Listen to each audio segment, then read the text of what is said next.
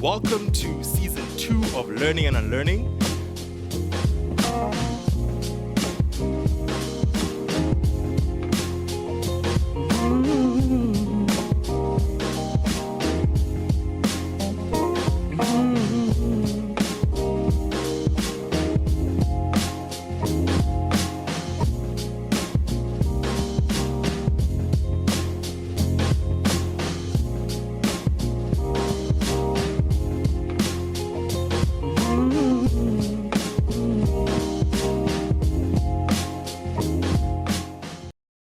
In an era where women are speaking up more and more about the overt forms of abuse and even more covert forms of behaviors, we have come to learn that men do in fact offload onto women more than we previously suspected.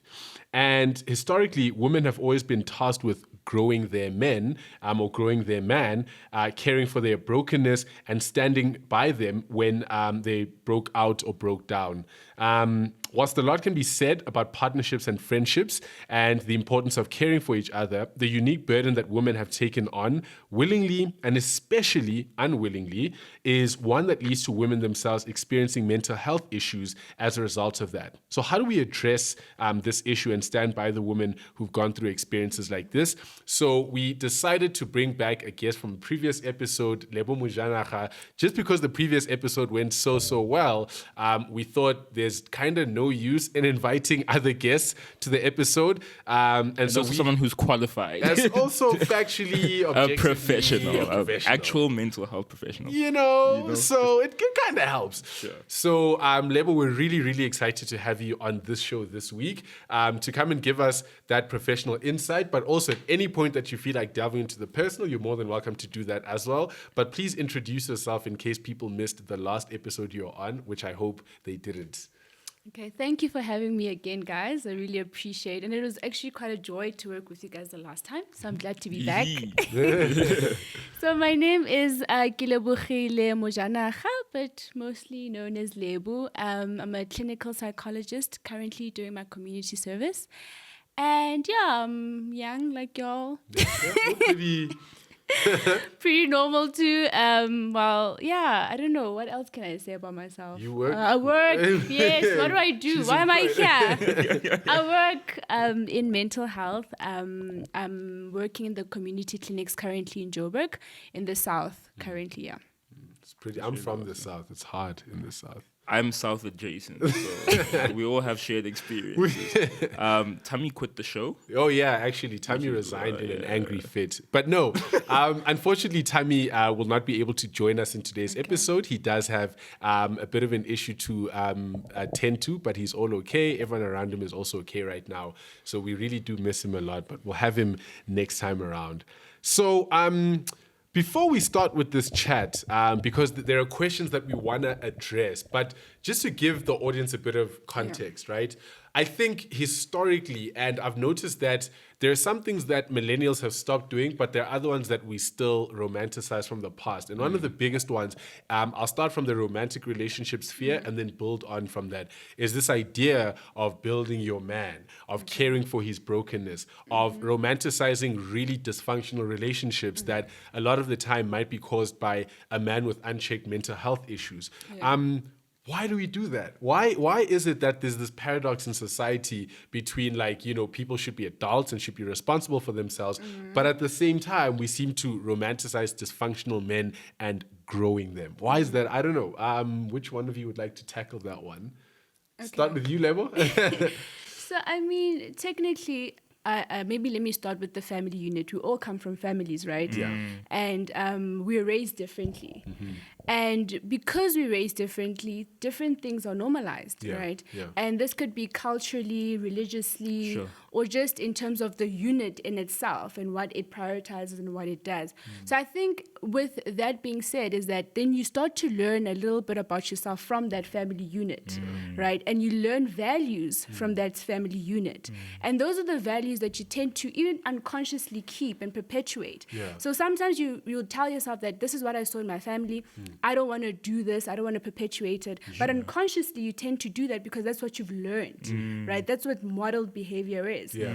And when cultures, you find that they say things like, "King mosadi o tshwara thipa ka bohaleng," or like a woman makes a house a home, a woman builds a man. Yeah. Those unconsciously are things that you start to either see in your families or like start to experience from a very tender ages of your life. Yeah. So you tend to find that then it becomes normalized that the idea of a relationship is that as a woman, you have to take responsibility for your man.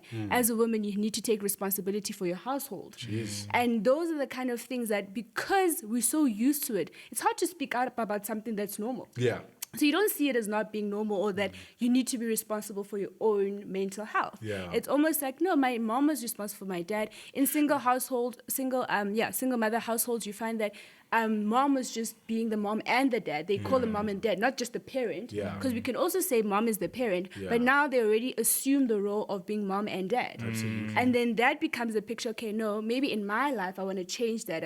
But then that's going to affect how you see women and how you see yourself as well. So it's one of those things that I think because it's normalized and it's how we grew up or what we've seen around, even media sometimes also it affects how we see the family unit or how we see the role of women in a relationship. Absolutely. And that's what we tend to take on, even though consciously we know that it's wrong. Yeah.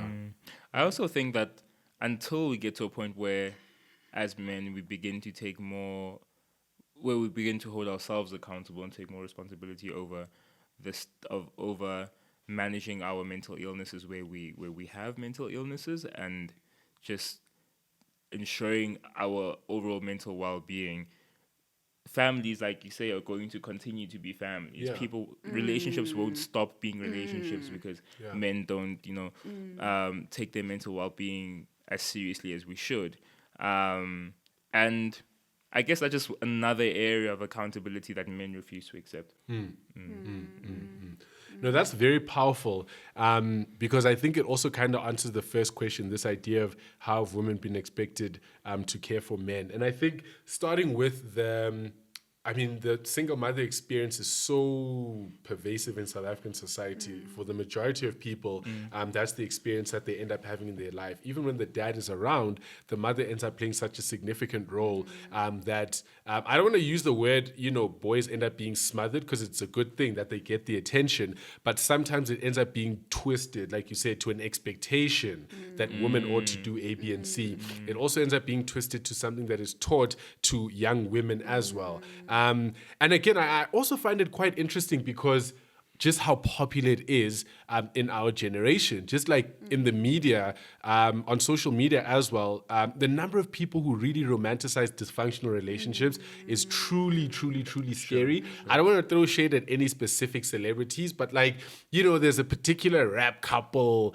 I mean, I don't mind some shade. I don't want, it's So just, if you wanna throw some shade, but it's like, Offset and Cardi B, what's going on? Why do people romanticize that? And it's this, I guess it's this idea of like sticking by an immature man and growing him and hoping that one day you'll be able to build the life that you want to build. But let's break it down. This idea that you have a inherently complex relationship if your relationship is dysfunctional. Yes. Or the ride or die. Yes. Ride or die. Yeah. Why must they be deaf? Why is that the option, why is right? that the option, Can't we right? just write? Well, anyway. Damn. So what's interesting about the way that the next question is structured is that there are 4 different roles that we want to analyze here, right? And I'd like input from everyone at the table. The first one is, how does this play out for women who are A, mothers, B, romantic partners, C, friends, because we don't talk about that one a lot, and D, professionals, right? Because that's another one, right?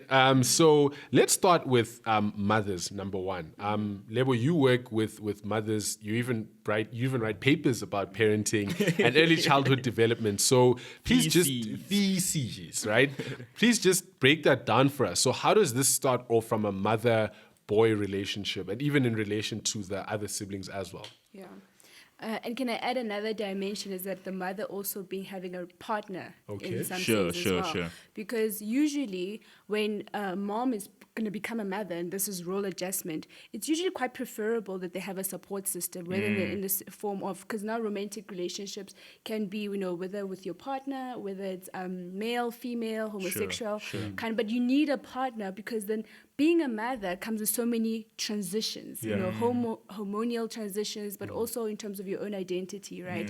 So what tends to happen, because it's such an overwhelming role adjustment, society prioritizes the dad being the one to go to work, being the one to provide, right? Yeah. So it almost seems like, okay, you deal with this, be the mom, and I go provide for this relationship, and you being a mother. Yeah. But the thing, what happens with that is that because mom needs, there's a paper by Freud, it talks about the phallic container. So what that means is that when mom is going through the stresses and the role adjustments and everything, the male or the partner becomes the phallic container where you can just, for all your frustrations, everything that's really you know, that's disturbing you as a mom, that feels difficult as a mom, so you can have that outlet. But the issue is that sometimes if there's no phallic container, it starts to affect the relationship we have with the child, right? And how you see with the child, because there's no one. Not venting. Yes, venting. Yes, you know, you're not venting. So there's that element on it that as a mom, you need that person, maybe your male, your partner, who's going to be there for you and who's going to allow you to have that space, to have that phallic, so you can be okay, to be an okay parent, right? So then it romanticizes relationship. Then we see movies that somebody just had a baby, and then it's all romantic. Everybody's happy. They're excited for the child, and you know it's a functional family. And then you start going through that between you and your partner, and you start to feel like maybe there's something wrong. Maybe we're not meant to be together. Maybe this is not work. This is not right, right? But because we've already seen this picture, what it's supposed to look like, we don't realize that there are real processes over and above that that need more that needs to be prioritized, and that's actually the role adjustment between the partners in the house, and that can facilitate the healthy environment. So now if dad is always away, or dad is being portrayed as the strong person, then it doesn't allow mom that comfort, that kind of how can I put it? Like the person who can actually help them parent the child, right? So it becomes really difficult in that sense, that how do you become a romantic partner if already culture tells you you're not being a good enough mom, or TV is telling you that you're not being good enough. This is how the picture supposed to look like, right? So it affects romantic relationships because what we take in, but reality is different, and I think we need to make space for that. Lebs, is there a reason? And I'm going to before I ask the questions, it probably has something to do with the closeness of the relationship between two romantic partners. But is there a reason why a single mother's sister or mother or whatever external family support structure can't assume the role of the phallic container? They can. Okay. They can. That's why it's so important to support mothers. Oh, right? I see. Okay. In that role, that some mothers find themselves alone, right, and having to assume all these responsibilities to nurture the boy child, right? But it can be, and you can be a caregiver. Some children are don't have their biological parents, and so forth, and they can be adopted by grandmothers. So it doesn't necessarily have to be like a male. But I'm just saying this in the sense of the male being the supportive partner to the female. Once they assume the role of being a mother, it becomes very important. I hear you. Yeah. I hear you. Okay. That's powerful. Wow. Okay. I'm literally not gonna add anything to that because I think this is why I like professionals. We get Freud bars. We get we need to. There's some things we do know, others we don't. You don't know Freud bars. So, with regards to romantic part, I'm really, really glad that you hopped onto the idea of how, as romantic partners, women also end up not being supported. Do you mind just getting into detail, considering that this is South Africa, we struggle with things like GBV and things like that. What is then the extreme end? Because you've worked with many women who've been in relationships where they've been abused and they've experienced just the worst that men can do to them. And the assumption that we make here is that there are a number of issues in South African society. One, the way that boys are groomed and socialized and conditioned, how that then ends up causing mental health issues, even if we don't name them because there are multiple ones, but the fact that they're conditioned in that environment and they end up being abusive and things like that. How does that then affect women in romantic relationships, considering that you've worked with ones who've been through the worst of the worst of the worst? Yeah. I think most of the violence against women honestly goes unreported, and I don't think we even have a fragment of what really goes on. Sure. Like in terms of what's being reported, right, Yeah. in the news and in Twitter, all this in pop culture. But the essential thing is that the behavior goes unreported, not because people are scared, Okay. contrary to popular belief, but it's because it's normalized. So being in a relationship with someone who disciplines you, being in a relationship with somebody who perpetuate demand sex, even if you don't want sex, being in that, it becomes like, no, but it's a partner. I'm in a relationship, so it's not rape. It's consensual by the basis that I'm in a relationship with you. And I have to do it. And I have to do it. So most of the communities I've worked in, you just start to see that actually it's not a matter. I can't come there and bring my judgments. It's wrong. It's wrong. It feels very judgmental if you say that, but because it's already normalized that no, my man loves me because he disciplines me. So you have to hold back from that until and it's wrong. it's wrong. But it's not for me to say whether it's wrong or right, but it's for me to help them get to a point where they understand that what they need and what their needs are and wants are also important, right? How they want to be treated is also important. Sure. But because of some systems, mostly patriarchal, is that, women have to be submissive. And submissive can look different, whether religiously or culturally, right? Yeah. So I won't go into the details of that. But because of the submissiveness, some of the behavior becomes normalized. So if it is normalized, how is a man going to say, I'm doing something that's wrong? When, you don't know it's wrong. Like, the honest truth is some men don't even know it's wrong. So we can sit here and say that they're being perpetrators, they're being abusers, but for them it's normal behavior. So I think the issue is about really starting to reinvent cultural norms in some ways, right? And the family unit will be very important to doing that, especially if it's toxic. Like you're saying, women are bearing the brunt of having to withstand some of the abusive tendencies that men tend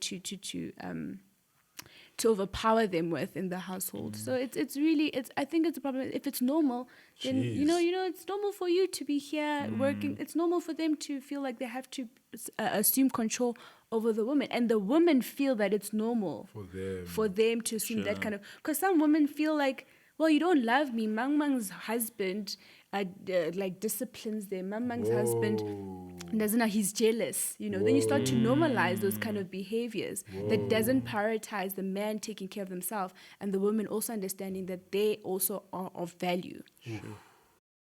I don't know. I think we're all guilty of that as men. I guess putting romantic partners in the position where they have to groom us. I think would be hard pressed to find men who haven't put women through that. I think in an ideal world, I'd love to live in a world where that isn't a reality, but it's just, I think romantic relationships catalyze a different kind of growth altogether. And I mean, I guess it's like any new relationship, but I guess when you take a new type of relationship plus all of the violences that come with patriarchy and masculinity, that then invariably you are going to get a scenario where, so I think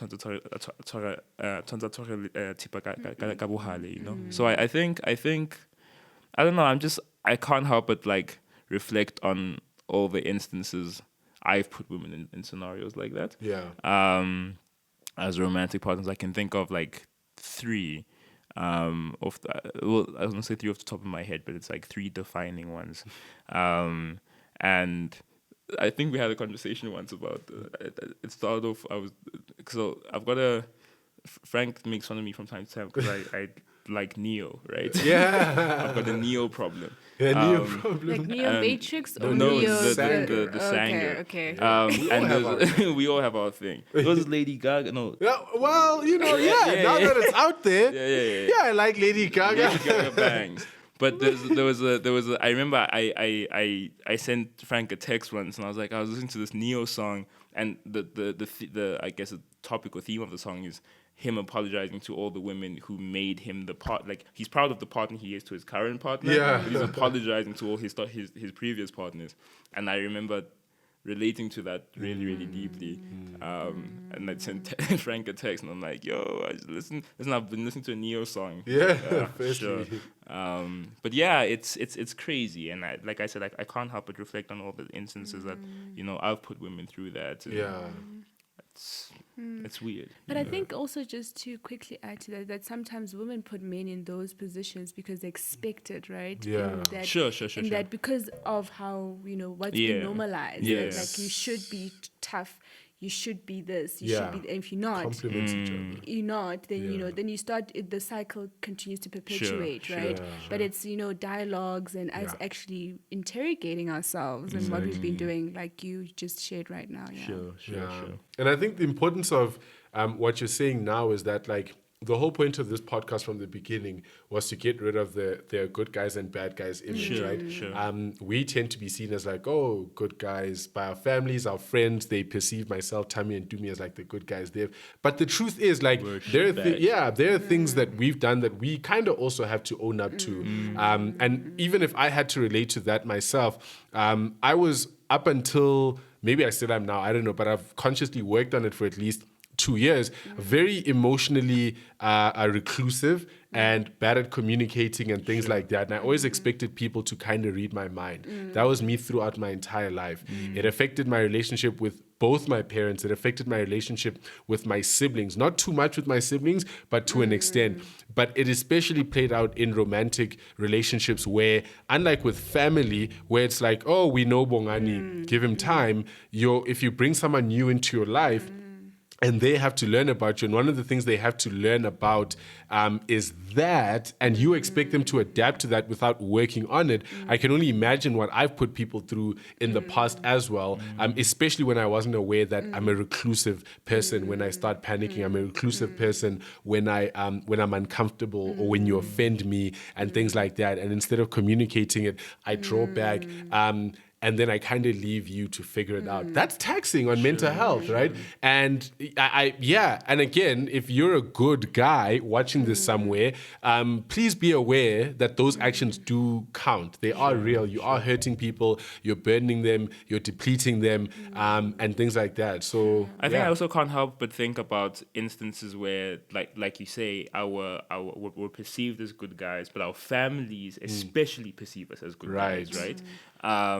But then you bring your partner into your family. Your partner knows everything you're putting her through, obviously, because she's there.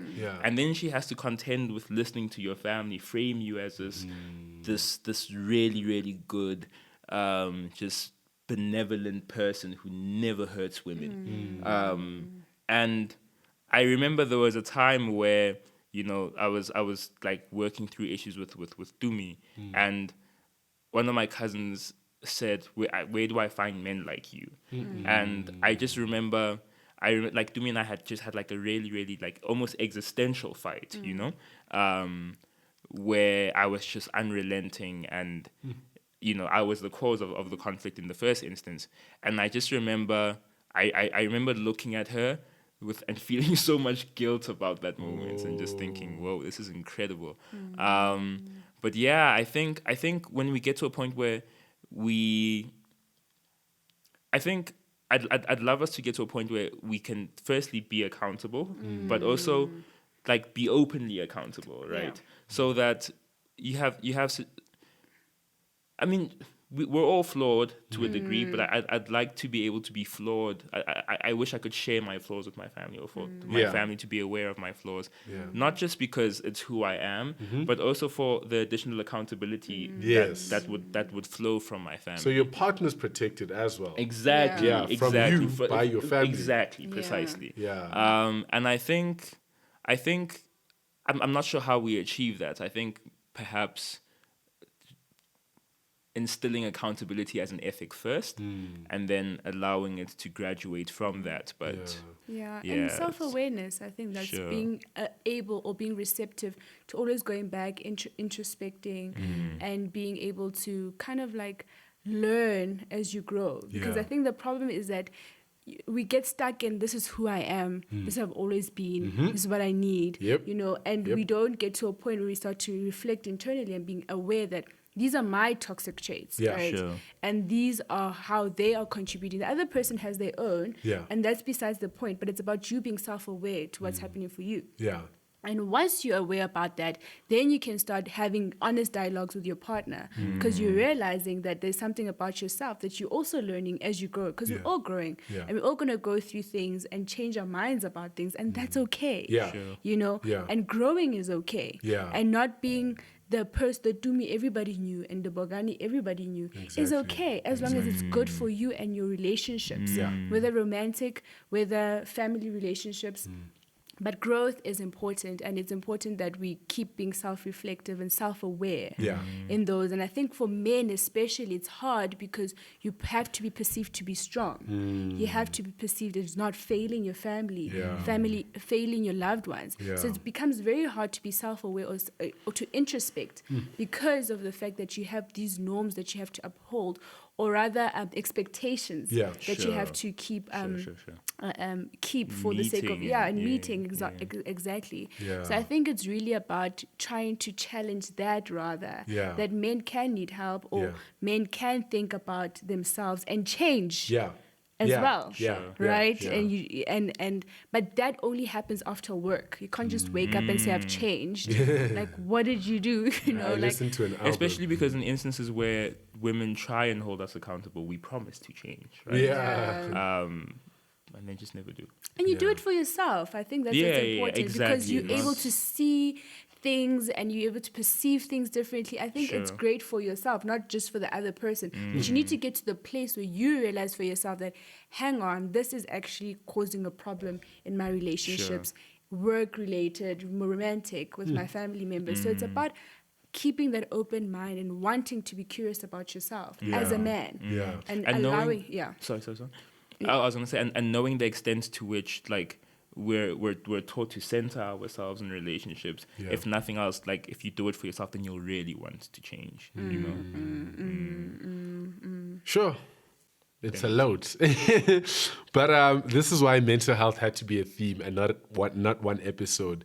I like that we're segueing into a very interesting type of dynamic between men and women. And I want to combine these two because essentially they're platonic, the friend and the profession. We can separate them, but essentially they both have an element of platonicness where if I had to start off by sharing my own experience, I think whenever I've been friends with women, there's always been this idea that like, because it's platonic, there's no sort of skin in the game. There's no deep investment in the game. It's we're friends, but I don't owe you anything further than that. There are certain foundations and a bit of support that I would provide to my male friends that I wouldn't to my female friends. Because And bro code. Right. So I'll look out for Dumi, lay down my life for him, fight for him, die, and be considerate of how my moods and everything make Dumi feel and so on. But I wouldn't necessarily have the same regard for my women friends. And I think a lot of men are guilty of doing that, where we're so good at humanizing our bros, but we're very bad at humanizing our women friends. And so again, as a result, if we have any unchecked issues that we've never been held accountable for, that we've never contemplated on and reflected on, we're likely to not only spill those over to our mothers and our romantic partners, but how do we do that to our friends and our colleagues and people like that? So I know I've done it. Absolutely, I know I've done it. And the biggest reason why I did it is because I felt zero investment in that relationship compared to, at least with my mom, I have to contemplate because she's my mother. With the romantic partner, you have to contemplate because you're like, well, I want to make this work. Yeah. With my bros, absolutely, I want to make it work. bros for life. That's it, you know? But with women was kind of like, if it ends, it ends. It's fine. It's whatever. Yeah. So I don't know. You guys want to speak on, maybe share some of yours? I think, I know I've mentioned this before, but I think it has more place in this conversation than wherever I might have mentioned it. But the idea that if you're in a relationship with, if you're in a friendship with a couple, right? Yes. You might have you have unique relationships and experiences with each person in that relationship, in that Yes. heterosexual couple. Yeah. But it feels like there is a greater debt of loyalty owed to your bro, right? To the extent that you might have met your woman friend before you met the bro. But you look up. But your oath of loyalty and your debt of loyalty is owed to him and not her. Yeah. Right? I recently reached out to a friend of mine who when I lived in Bram and we're at Wits, she was one of my closest friends at the time. Yeah. And she ended up dating my best friend at the time, and they had a really messy breakup, and I chose sides, right? Because I was like, I have to choose sides. And, you know, he's my bro and all of those things. And it was for no reason other than that, you know. But I also think that something I'm still guilty of now is over-regulating my friendships with women, right? To the extent that it's almost like I'm not sure if I have a purely organic friendship with any woman, because I over-regulate it. I over-impose boundaries. You know what I mean? Yeah. It's almost like if I don't do that, then it has to stay platonic. And but also there's a limit to, like you say, how invested I'm going to be in that friendship. Right. Because if I Never laid down my life for you, bro. because what are you talking about? Yeah. But beyond that, I also can't conceive of. I don't think I have maybe one friendship with a woman that I see lasting forever. Yeah. But generally, I don't have relationships like that with women. Yeah. No. Yeah. It's weird. Yeah. All right. So Lebo, what is unique about the friend and professional colleague dynamic as far as how, you know, if men aren't taking care of themselves or if they have these unchecked issues, how does it spill over into those relationships? I mean, I think relationships, I'll start by just saying relationships in general are tricky, right? Whether it's male or female or people that we're close to or relate to.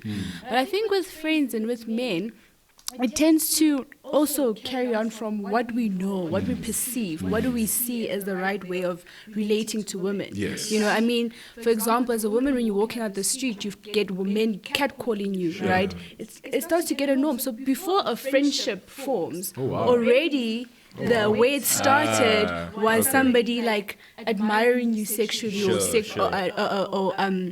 undressing you with their eyes, or like it's a fleety more to catch your attention, right? So you're already sexualized from the get-go, right? So it almost I'd imagine that what you find then in those kind of relationships is the whole mistrust, as it is in a genuine kind of a relationship or what's happening. So I think it's on both ends, because from men, how most men tend to be groomed is that, you know, a woman, this is how you see them, this is how you can, you know, relate to them.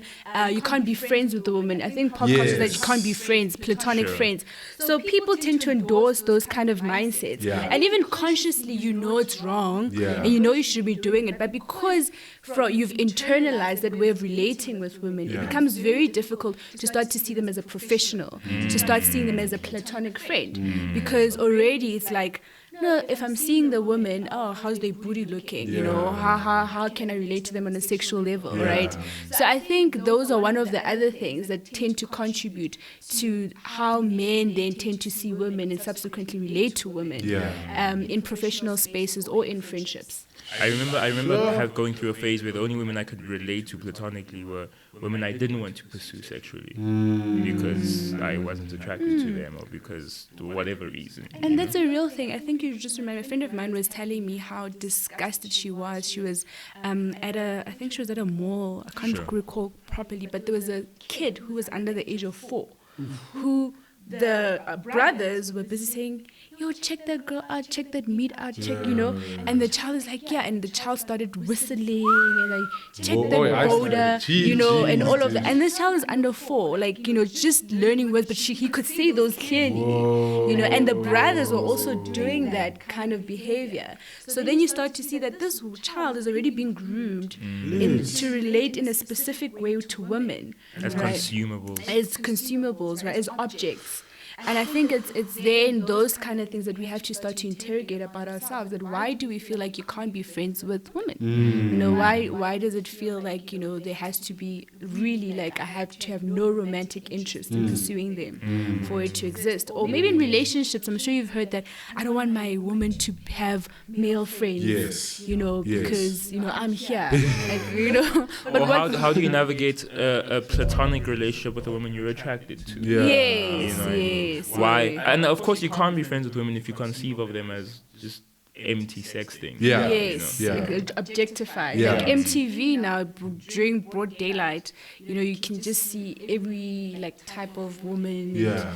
you know, being sexualized in different ways. Yeah. But you know, it's those kind of things that we have to be mindful of, and that's why parent guardian restrictions on TV is very important. I think we ignore those as well. But you really like sexualizing a child from a very young age. Yeah. So you might not be intentionally teaching them to sexualize women, but what they consume and what they see Yeah. tends to that. Like, why aren't you dating? Sure. You know, why aren't you in a relationship? And you're in primary school, and are you really trying to be in a relationship? Exactly. But those are the kind of things that tend to slip through the cracks. And also normalizing that boys can be honest about their feelings towards women. They can be honest. And then you start to be that, okay, how do we then start to teach you to relate with women in a way that's not sexualized? Sure. That's so powerful because, again, you hit it. Yeah, you hit it on the nail when you said it starts with what's been normalized from day one. And if what's been normalized from day one is that they're either consumables or there's something to look at or sexualize and so on, then it means that they're not even people to start with, let alone people worthy of your accountability, your growth, and your reflection. That's very, very and powerful. platonic love. And platonic love as well. And women are reduced to hormones in boardrooms. Yeah, Like, oh, actually. she's temperamental, she's moody, it's that time of the month. You know, those kind of things where it can't be normalized that yes, it is that time of the month. You know, can we be accepting of that? Yeah. But I'm still fully functional. I'm still fully like functional. I haven't Exactly. lost 80% of my brain function. Yeah. Exactly. In fact, you have with that stupid joke. And also, I can give birth and need time to recover. I don't need to be a robot to kind of show that I'm a strong woman or I can compete with you. Yeah. But actually, it's normal that your body needs to recover and you need to take time off. And I can understand that generally because when I'm tired and I've gone through a day of hiking or jogging, I need to rest. Exactly. You know, and starting to see that. Or from a medical perspective, when you have a surgery. Right? Like when a man has a surgery because he injured his rotator cuff doing a manly thing, like whatever men do. You need to recover from like when you undergo a traumatic medical like situation. And everyone seems to accommodate it. Yeah. Exactly. Yeah. Exactly. Okay, so you touched on something very interesting at the beginning of this episode when we were talking about especially moms and how they really need that support structure around them. So if we expand it from moms to just all types of women who have to deal with men who aren't taking care of themselves or men who are offloading onto them, how can one ally with women who find themselves deteriorating as a result of another man's unchecked issues? So yeah, you have a friend who's in a relationship with a dude that's depleting your friend. You have a friend who is friends with a man who is, again, offloading onto the woman and is taking a toll on her and shouldn't be taking a toll on her because he needs to take care of himself. How then do we ally with them? What does that look like? Does it come with a bit of rebuke? Does it come with, hold on, Begazela, you know, you'll be okay? How do we ally with women in those situations? I mean, it's a very loaded question because some of what we find ourselves like right now looking at is that some of it is just systematic, right? It's from a broader level of like, you know, men also having to put so much pressure on themselves to work, you know, to provide, to, you know, and even in society in general, like the picture that we have tend to make men not want to be, not want to take in any kind of rebuke or any kind of therapy, for example. I mean, like in my line of work, you find that most men come to therapy because maybe they were introduced to couples therapy or family therapy, right? So and this is the woman who brought them in, like, we need therapy. Yeah. And from that process, you start to see men realize that actually some of what's affecting the relationship or the destruction of the relationship is my own personal traumas, right? But they only get to realize that because at some point the woman already took them to therapy, or they were in a context where they're able to reflect honestly on what's happening between them. Okay. So you find that because that's the case, then men starts to say, okay, maybe I do need my own personal therapy, right? Because they've been exposed to it and seeing, okay, that can help me if I want to do what's best for my family, right? So I think also then it's also a mind shift change where we have to. I think the dialogue needs to start being less about the victim and what we can do to help the victims and the women and how we ally with them, but more to how do we start to really effect change in the men, you know? Because I think what tends to happen is that there's so many interventions about women in terms of helping them with GBV, but it's not actually going to the root of the problem. Why is the man broken, or why is the man perpetuating these things to women? Yeah. So I think when we start to have those kind of conversations, that let's have programs for boys, let's have programs for men. Let's start to do that work that feels a bit more difficult than just intervening and helping women being able to I don't know, fight or be strong or withstand. So you're problematizing the way that we've taught, like the whole, you know, like with self-defense classes, like when you run self-defense classes so women can fight against men, and it's like, well, problematic men are still being produced type thing. Yes, Yeah. That's the real issue, that men, problematic men. Violent. Let me use the word violent. Jeez, continue to be produced, and these men are going to be fathers. As well, whether they're going to be absent or present. In some ways, there's a pattern, and then it becomes repetitive, repulsion, where then we start seeing the same problem in society over and over again. But can we just also start to then see how can we then start, because if we really think about it, the perpetrators were also perpetrated at some point. I know it's an unpopular belief, but bullies were once bullied in some ways, right? And they also had their own traumas that went unchecked.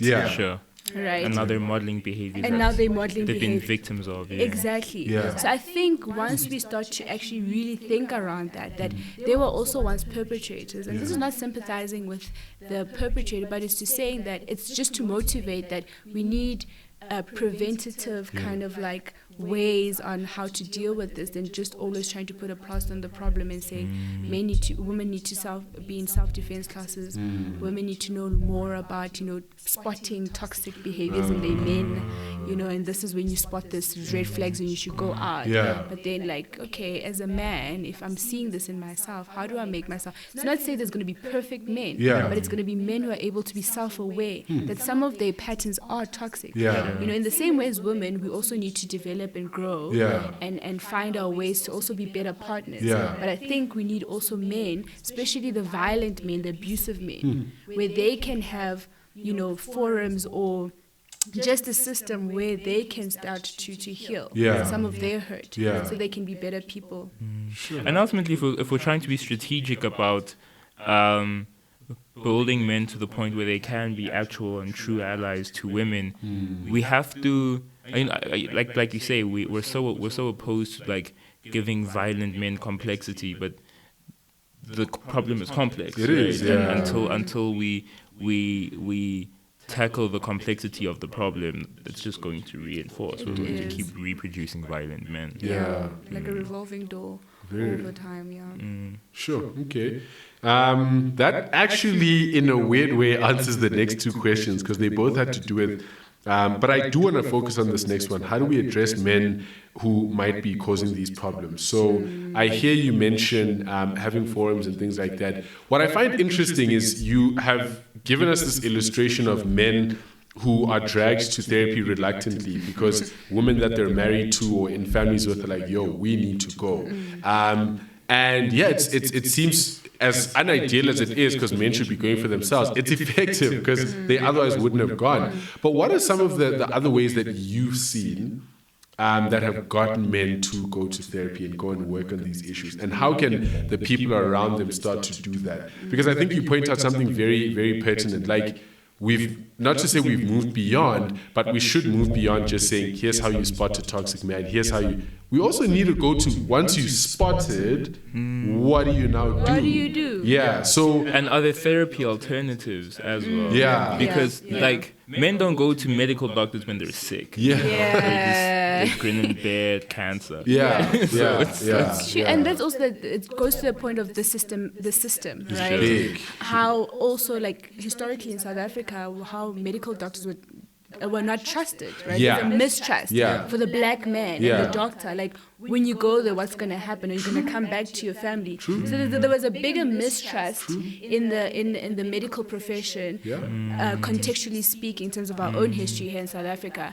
And that, in some ways, it gets passed on from generation to generation, then unconsciously becomes like, no, men don't get sick. But actually, it was actually dangerous in some point to trust a medical doctor, because you don't know what they're going to inject in you. You don't know what processes they're going to do, what medical experiment, what experiment they're doing. So already there was a distrust, but I think at some point it started getting generational, right? And now every medical intervention there's a mistrust, and you were not there to experience that. Exactly. But in some ways, you saw your father not want to go to the doctor. You saw, consciously you know that you should, but unconsciously in some ways you play it out, right? Because it's become generational.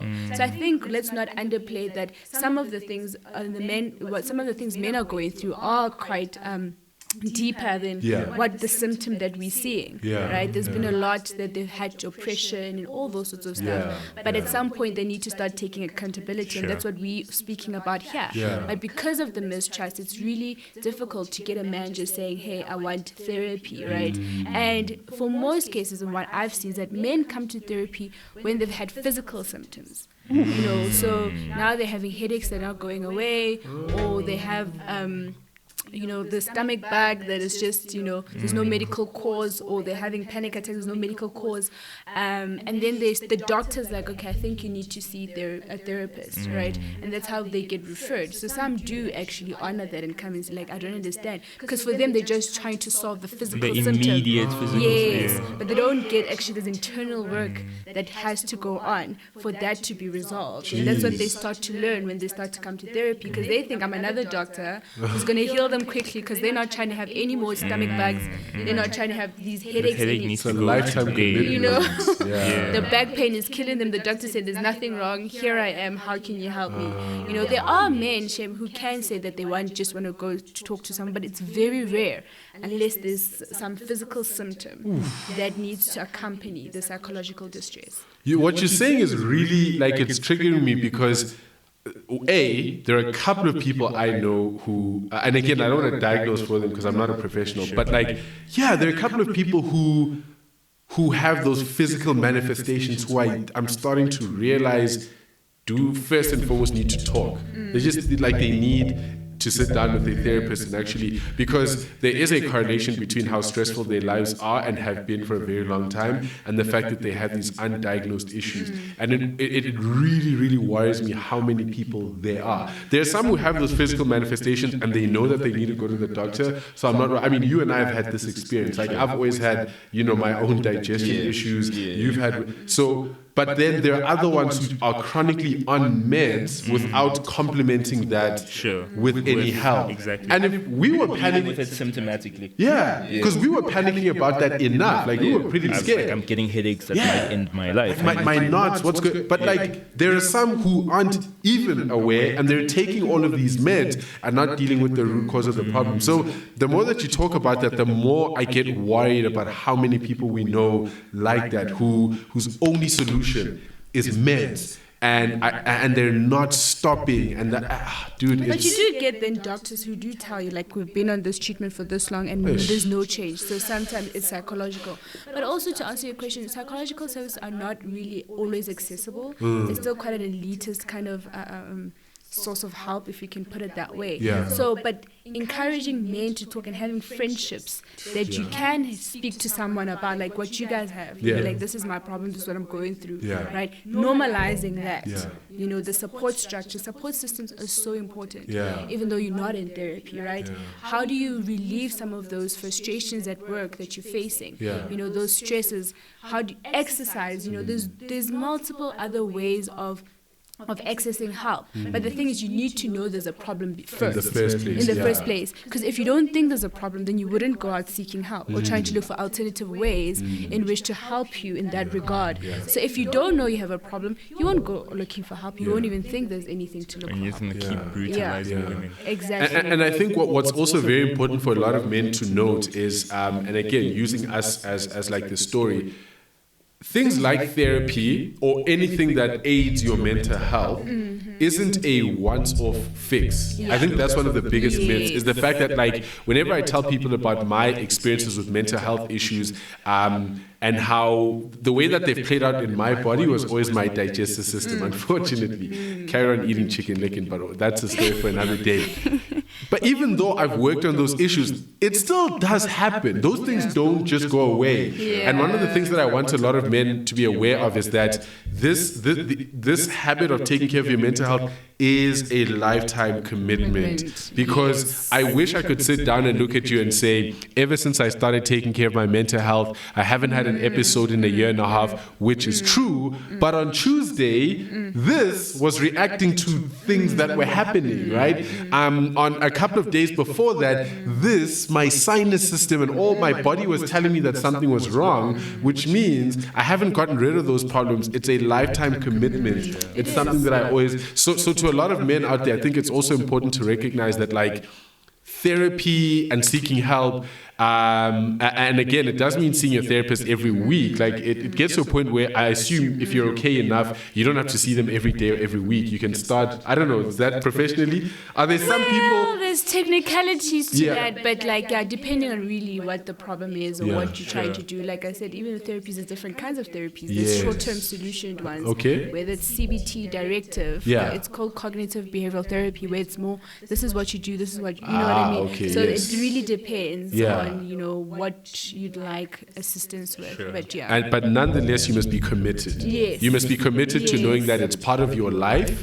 And it's not none of this is a quick fix pill that, you know, now it's done. I don't think my therapist knows this, but he's going to be in my life forever. I just... And we need to normalize that as well. In good times and in bad. Because you know what's with you forever? The headaches and the knots. They're there. You know? They really are. They really are. So it's really a lifetime commitment. So I think we're leading very nicely into this final question, and we've kind of addressed this topic earlier on. And the question is, how do we strike the balance between men as victims of circumstances and mental health issues, as well as perpetrators of burdening women unfairly? So I think we'll start with you, Dumi. Mainly because the responsible thing to do is to let the professionals speak last on this issue. So do me, and then I'll give some of my insights.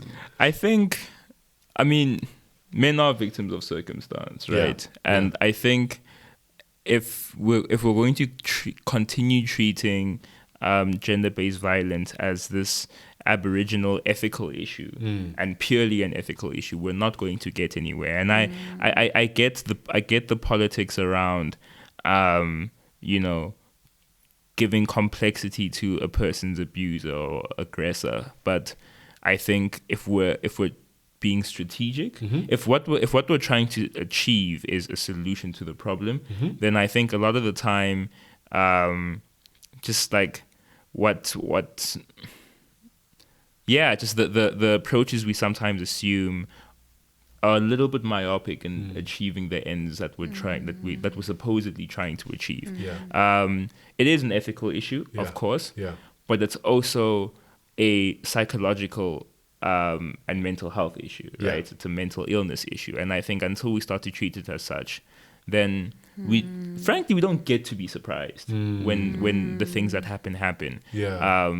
We can't continue following keep their energy on Instagram and have an ethical crisis whenever we have to like address the root cause. Yeah. Unless we're not trying to solve the problem, right? Unless what we want to do is continue to wax lyrical about how like shitty men are, and that for me just doesn't achieve the end that I thought and think we're trying to achieve. Yeah. You know. Yeah. And how many people on Twitter? Yeah. Right. Exactly. How And many it's people is it reaching? Really? sure. And it's not to say don't hold men accountable. Absolutely hold Do men it, accountable. yeah. That's actually part of what I'm saying. Yes. Right? It's absolutely hold men accountable, but also hold men accountable and hold society in general accountable to the extent that it creates men like that. Exactly. And Yep. just what are we doing? Yeah. Right? Like I don't get it. I also really do worry about how our generation sometimes doesn't know the difference between what we're trying to achieve and what we want to. I don't know what we're trying to achieve. What gets us clout? What are we trying to achieve? What gets us retweets? What are we trying to achieve? And what do I feel like saying? Those are two very separate things that require a humility that says, okay, if what we're trying to achieve is a generation of men who aren't abusers, a generation of men that is self-reflective, contemplative, and isn't abusive to their partners, if that's what we're trying to achieve, then the truth is there are a lot of uncomfortable concessions we're going to have to make about perpetrators and how they were raised. And we can still center victims when we do that, right? Again, this isn't to say that we shouldn't center the victims. This is 100% about the victims, because at the end of the day, the victims are the ones who lose their lives. The victims are the ones who also have to live with that trauma for the rest of their lives. So absolutely, this isn't about centering the perpetrator, but it's about saying, are we humble enough to say, okay, this is going to be very uncomfortable, but let's deal with the perpetrator then and say, this is how they were raised. This is how many men were raised in environments like them. How do we deal with those environments? Blah, blah, blah, blah, blah. Instead of antagonizing them to a point where, because that underbelly in society still exists. Sure. Doesn't go away because you cancelled it. No. Cancelling it doesn't make it go away. It's still, and I think we as men, Dumi and I, when Dumi and I really became disillusioned with a lot of the stuff that's happening on social media is when we'd go offline, hang out with other men, and then be like, wait, you still believe that? Wait, you believe that? Wait, all of you believe that? And then we'd act shocked. But like, of course we should be shocked because no one's dealing with those guys. We're canceling them online, which again, the reason why I support cancel culture is the accountability aspect.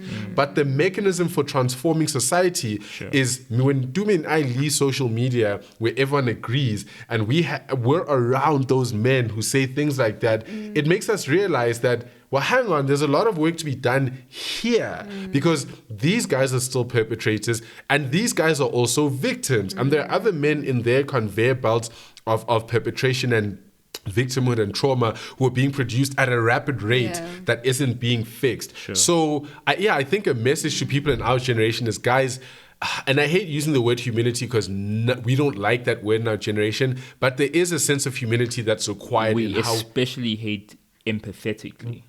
Absolutely. Absolutely. We hate the complexity that comes with sitting down and saying we should hold these people accountable, but what went wrong in their lives and how can we prevent that from happening in other people after them? So it's uncomfortable. It really, really is uncomfortable. But unless we're willing to be uncomfortable with that, like Dumi said, like we're just not going to achieve the thing we say we want to achieve. And also, just if I can add one thing about, I get... I understand canceling people from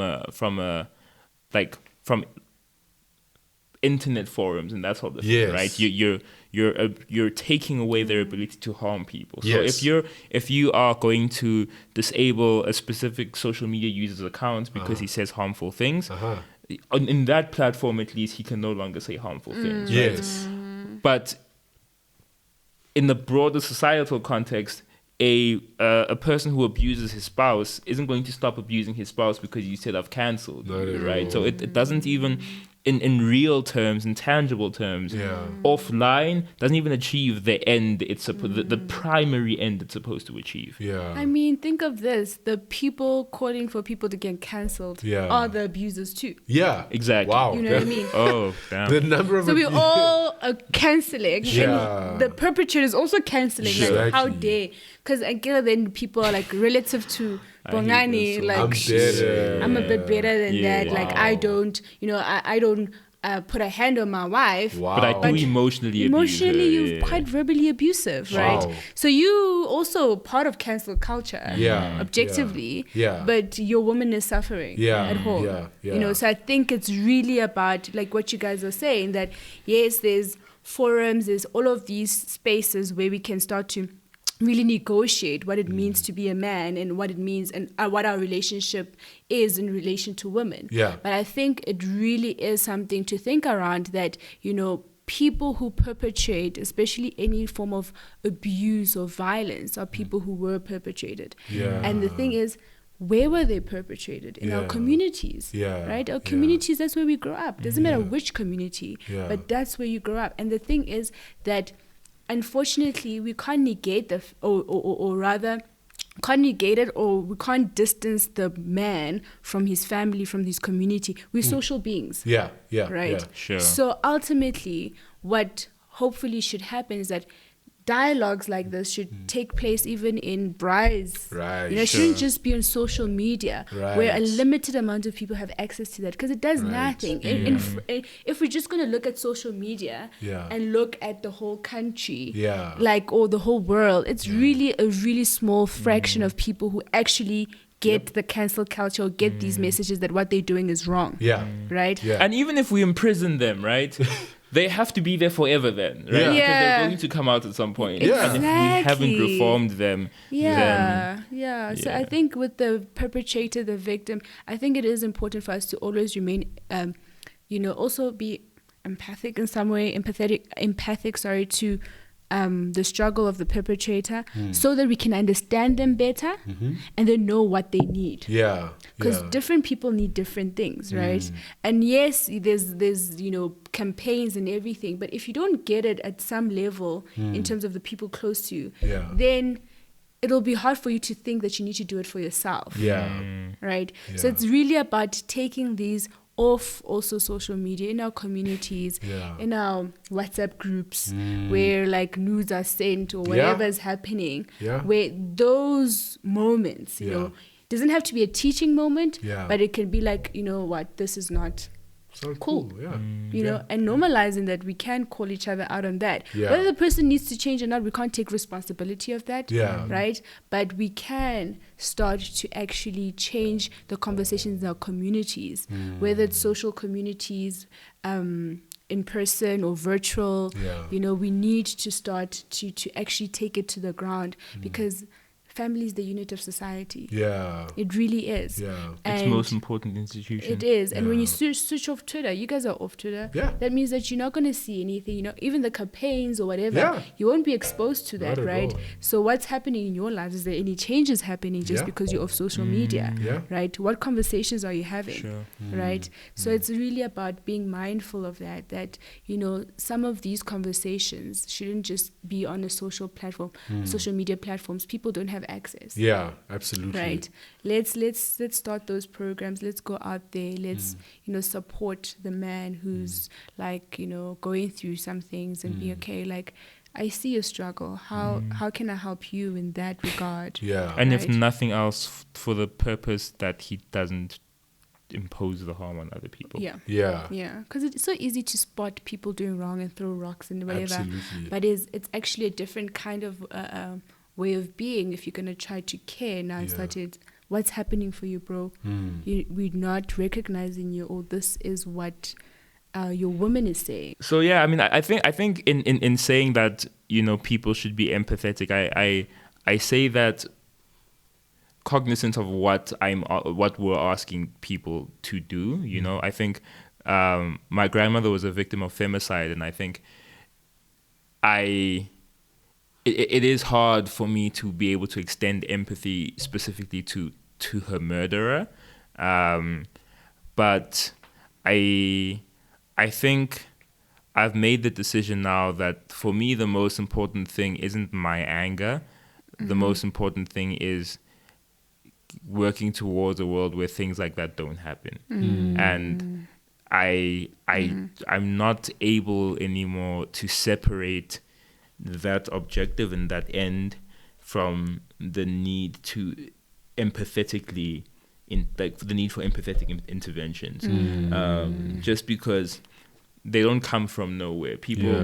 I get that, like, it is an ethical crisis as much as it is a sociological and maybe and a psychological one, but it's not only either of those things.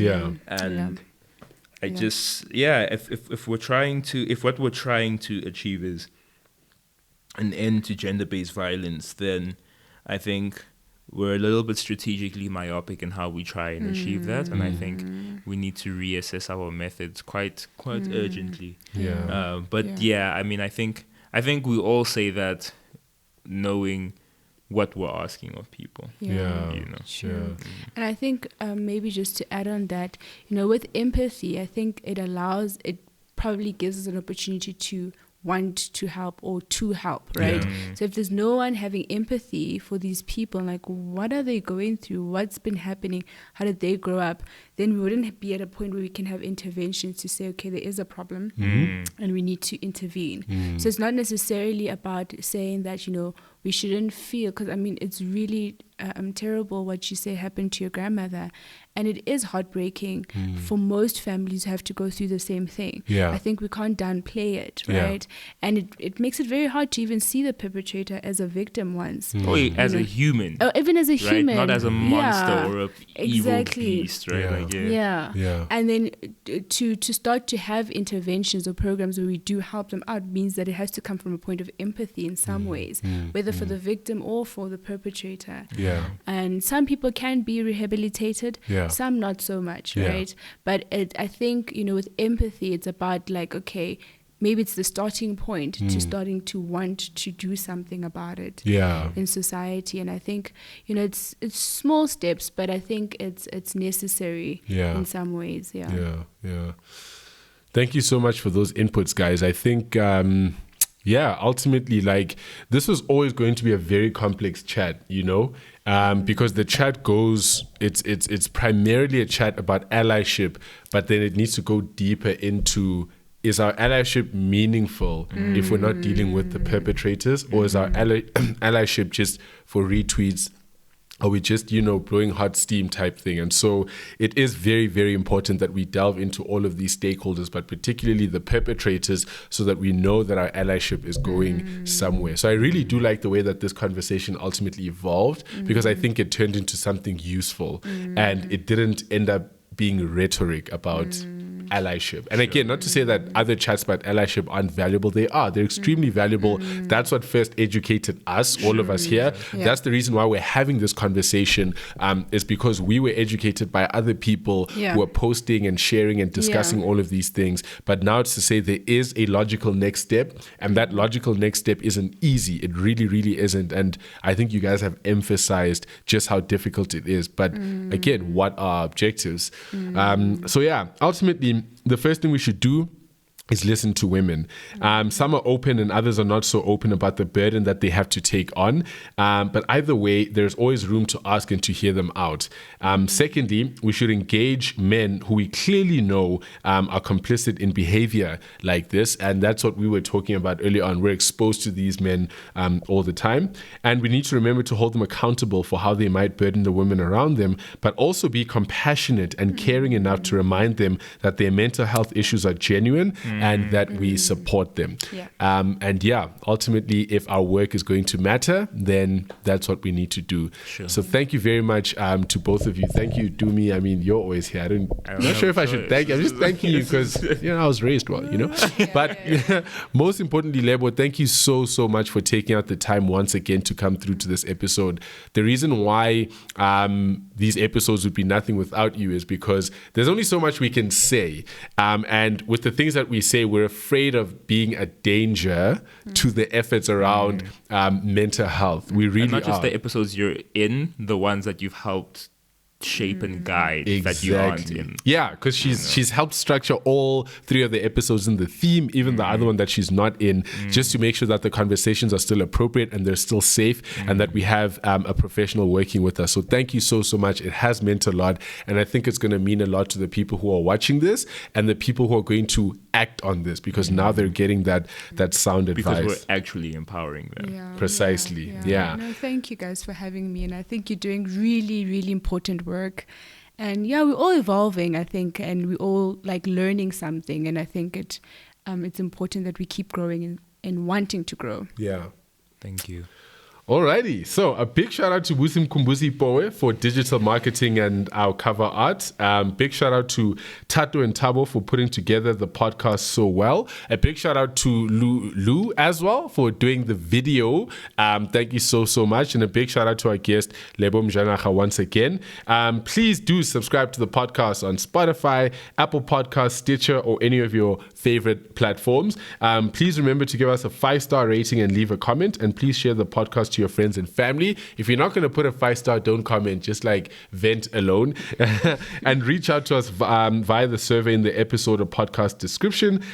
That's it for this episode. Thank you so much for listening and for engaging. And we wish you the best of luck in your journey of learning and unlearning. But not if you don't give us a 5-star rating. No, we still That's care about you. important. No, thank you for learning and unlearning. Bye-bye.